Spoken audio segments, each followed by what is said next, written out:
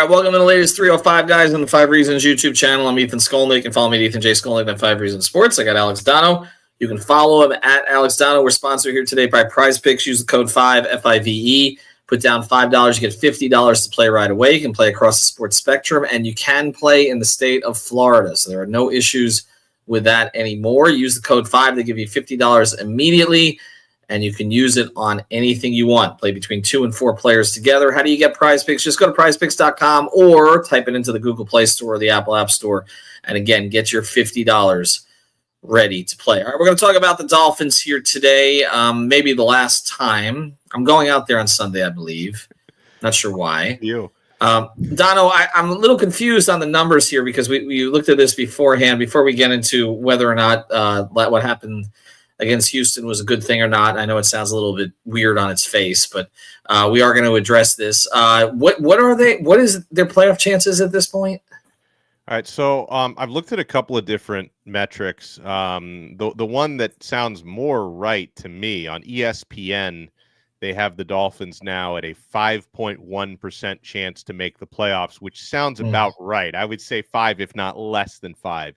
I was looking at a different percentage metric this morning that had them at 20%, which seems a little pie in the sky to me. That, the article that I read this morning, I think it might have been Sporting News, something like that, said that losing to the Texans had them drop from 34% to 20%. But I mean, 20%, I feel like Lloyd Christmas. So you're telling me there's a chance to get 20%. I'm like, okay, this is kind of attainable.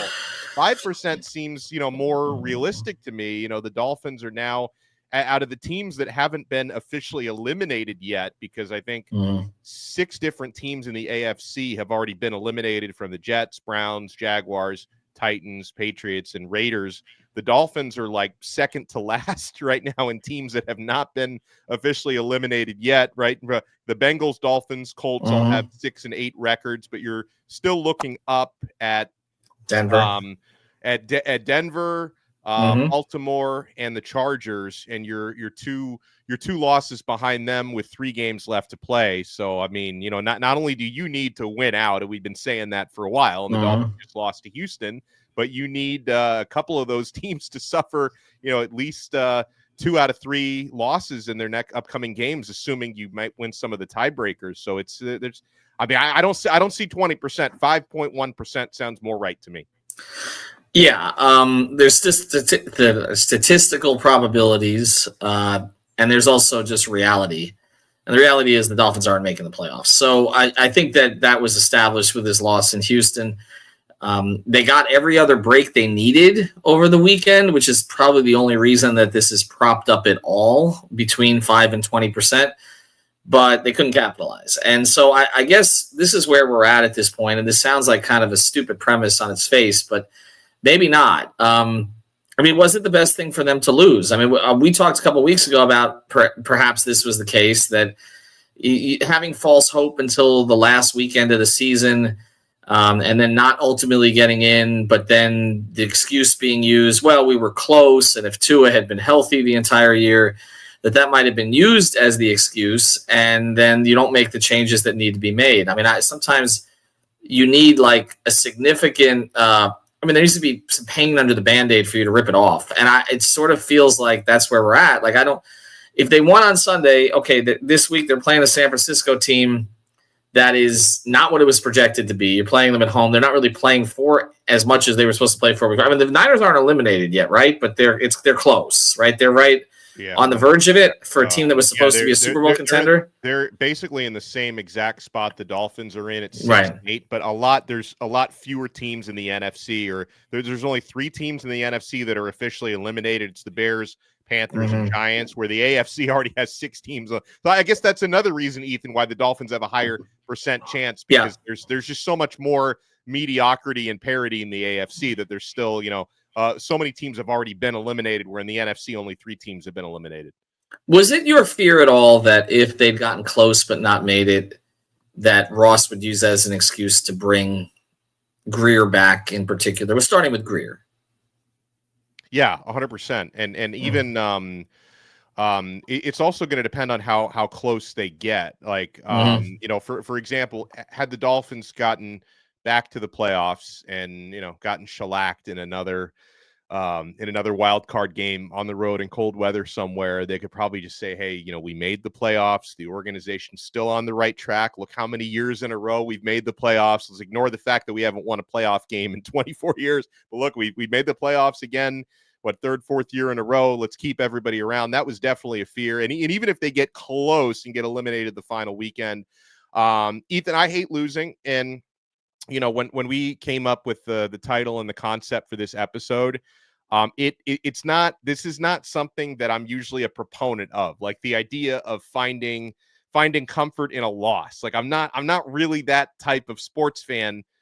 So I would have actually preferred to have beaten Houston and said, hey, this team is kind of putting something together, that maybe they're making a late season run, because in my opinion, it shouldn't take being eliminated in mid-December. Essentially, you're not officially eliminated, but it shouldn't take that for Stephen Ross to realize what the right moves for his franchise are. Like I still feel like he should be able to identify that, whether the team tries to sneak in for a playoff game or not. So I am of the mind that you always try to win as much as possible. I want it for Dolphins fans. I want it for the team. I want it for the organization. I've rooted for this team for my entire life. So I have a hard time finding blessings in disguise, but I guess the silver lining would be that if this team fails harder than we thought they were going to, because preseason, my prediction was Dolphins make the playoffs, probably get in the opening round again. That was my prediction. Right. All well short of that. Maybe that's the wake-up call that Stephen Ross needs, that unfortunately some painful steps need to be taken to try to solidify this offensive line, to try to make this team tougher. I still think you have a decision to make, on Tua's long-term future. Perhaps they made that already with the contract extension, but if that's your guy, you want to make sure to keep him as healthy and protected as possible.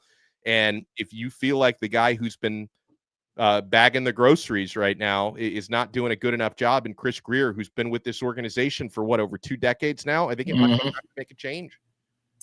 Well, I think that the other part of this was there were two options if you win against Houston.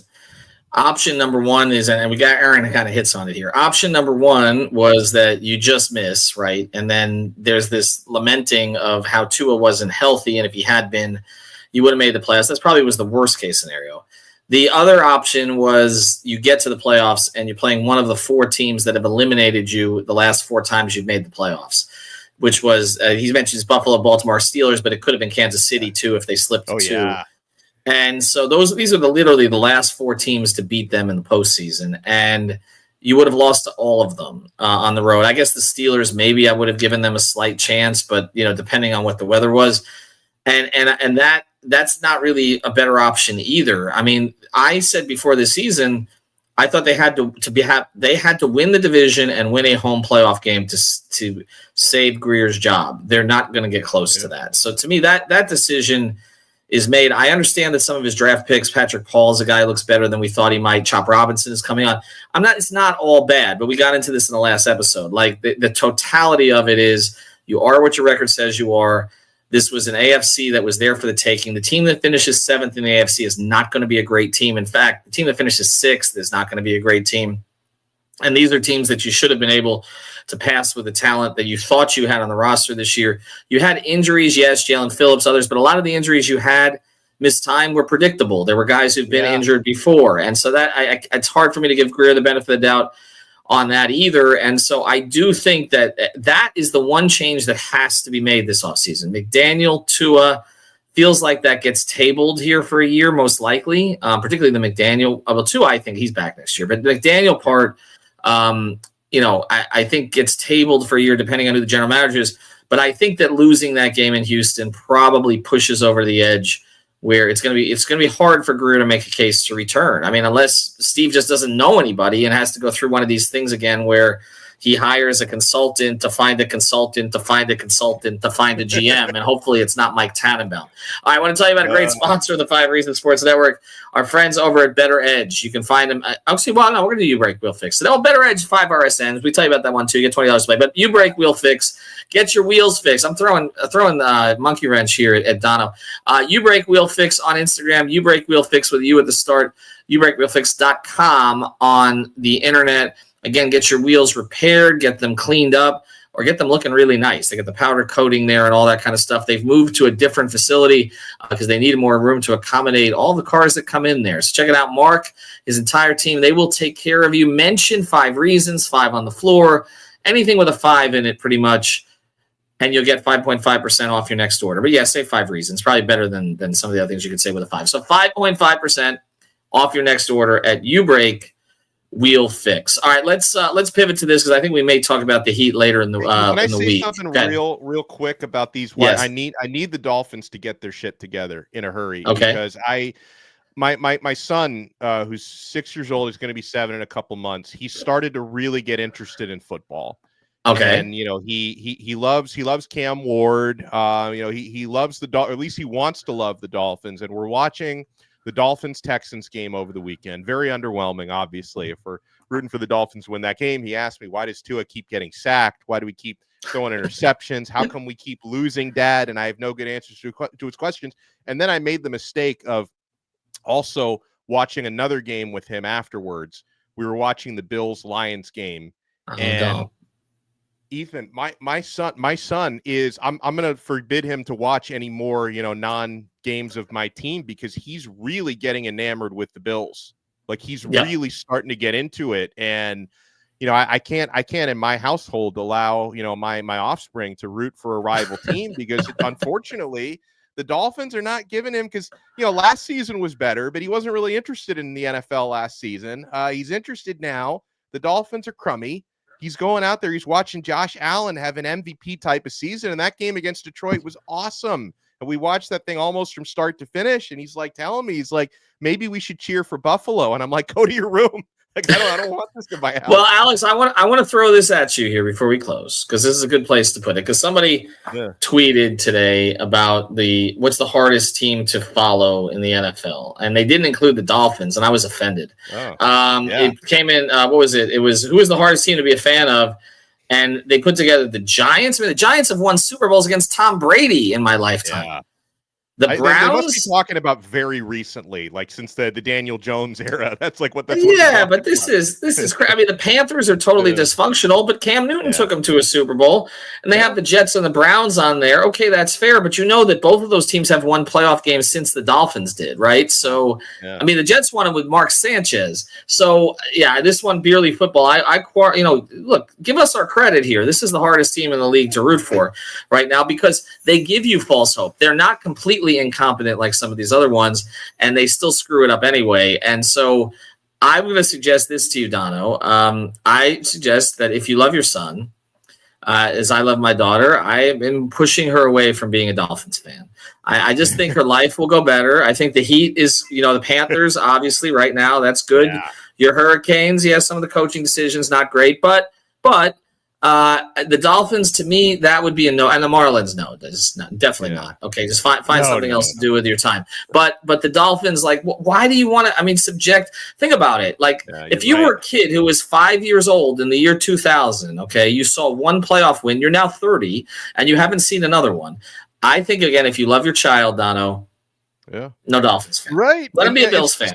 Sports are tough nowadays because he doesn't understand also in college football how at worst best case scenario you have a player for 4 years. With the transfers and stuff. I had to explain to my kid, hey, I know you love Cam Ward, but he's off to the NFL next year. He's not going to be Miami's quarterback anymore. He's like, what? So, maybe I'll steer him into something other than sports, maybe. Yeah, I think just stay away from the Dolphins thing, particularly until they make a change at general manager.